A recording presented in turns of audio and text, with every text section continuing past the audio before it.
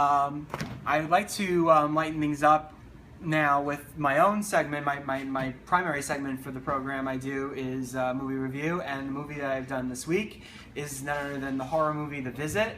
It is directed by M. Night Shyamalan, and basically the story is about Becca, played by Olivia de Jong, and her younger brother Tyler, played by Ed Oxenbould. They go to Pennsylvania farm country to meet and stay with their maternal grandparents, played by Deanna Dunnigan and Peter McRobbie, for the first time.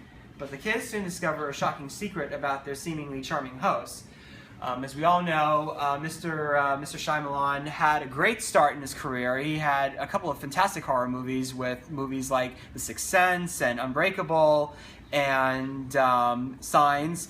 But unfortunately, the last couple of years, he's kind of like, his movies increasingly got more, like very much, he had a few hits. Now he has like he had a few misses, and particularly really bombed the last couple of years with the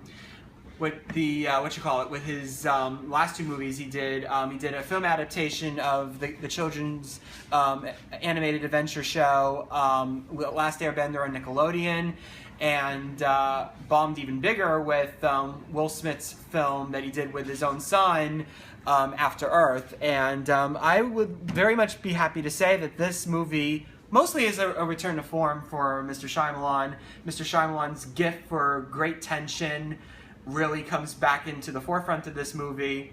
He definitely is in his comfort zone here, doing horror movies, doing these types of spooky stories, and the story is simple enough where it works so well. The idea of your kids meeting their grandparents gives the story a very universal vibe. Unlike most horror movies that tend to be mostly for teenagers. But this one is definitely more of a broader type of horror movie that I think is really good.